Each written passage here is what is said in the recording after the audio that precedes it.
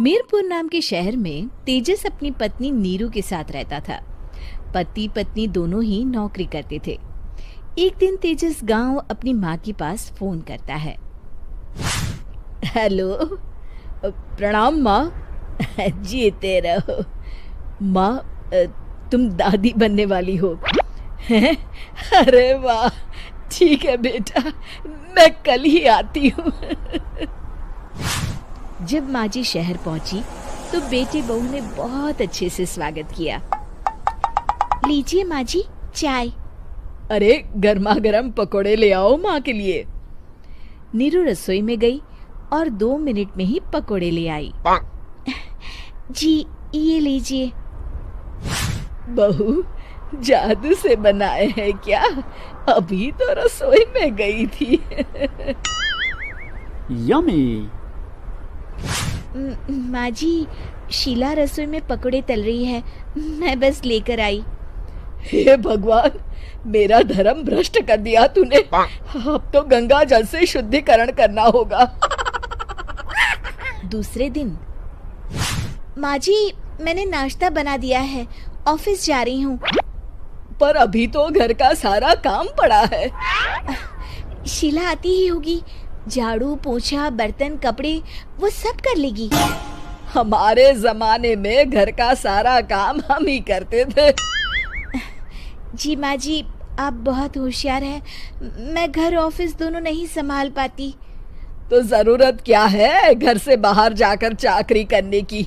वैसे भी घर का काम खुद करने से घर में बरकत आती है, समझी? पर माँ जी।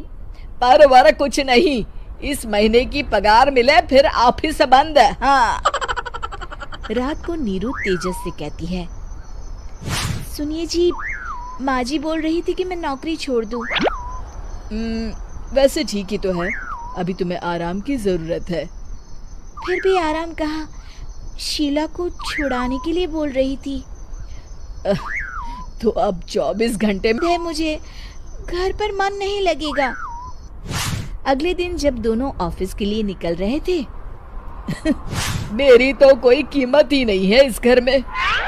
माँ जी, आजकल महंगाई बहुत है, रहन सहन भी बदल गया है, दोनों नौकरी करते हैं तभी ठीक रहता है।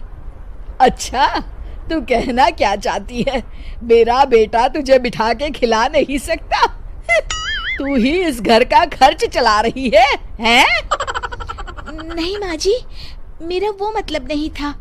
मतलब खूब समझती हूँ, ये बाल धूप में सफेद नहीं किए मैंने। हाँ। अब तो ये रोज का काम हो गया था। तेजस भी रोज की झिकझिक से परेशान हो गया था। एक दिन उसने कहा, नीरू, वैसे भी तुम्हें मैटरनिटी लीव मिलने वाली है, तो अभी से ही छुट्टी ले लो। पर क्या, मेरी सैलरी अच्छी खासी है। आखिर नीरू ने रिजाइन कर दिया। जब बच्चा हुआ तो घर में सब बहुत खुश हुए। कुछ दिनों बाद तेजस फाइल देख रहा था। क्या हुआ तेजस, कुछ परेशान लग रहे हो? हाँ, वो हमारी जितनी सेविंग्स थी वो तो हॉस्पिटल में और छठी के फंक्शन में खत्म हो गई है नीरू। और अभी वैसे मंदी चल रही है तो मैं बोल रही थी कल मुन्ना को हेपेटाइटिस का टीका लगवाना है। नीरू, क्या पोस्टपोन नहीं कर सकते? नहीं जी, बिल्कुल नहीं। अब तेजस को समझ में आ रहा था कि उससे गलती हुई है। पैसों की कमी का असर घर के माहौल पर भी पड़ रहा था। अगले दिन, बेटा मेरा चश्मा और ये दवाइयाँ ले आना, पर्चा देते हुए माँ जी ने कहा। जी। तेजस, मुन्ना के लिए दूध का डिब्बा और डायपर भी ले आना, और ये किराने के सामान की लिस्ट है, इसे भी लाना है। तेजस गुस्से में लिस्ट मरोड़कर फेंकता है और चिल्लाता है, पैसे क्या पेड़ पर उगते हैं? ये ले आना, वो ले आना। अरे पर ये जरूरत का सामान ही है। वो गुस्से में बिना कुछ कहे ऑफिस चला गया। अरे लंच तो ले जाइए। नीरू दौड़कर डिब्बा पकड़ाती है। एक दिन खाना खाने के बाद नीरू, अब तो मुन्ना कुछ बड़ा हो गया।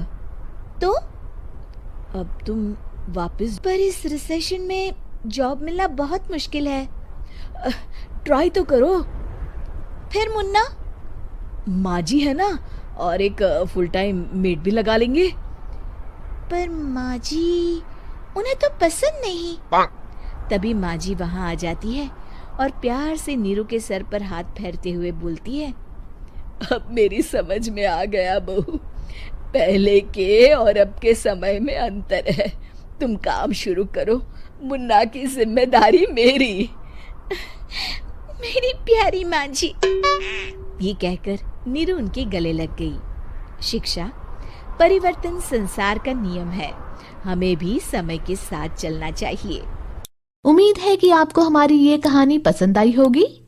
कृपया हमारे चैनल को सब्सक्राइब करें और सभी अपडेट्स के लिए बेल आइकन जरूर क्लिक करें। और हाँ, वीडियो लाइक और शेयर करना मत भूलिएगा। Bye bye.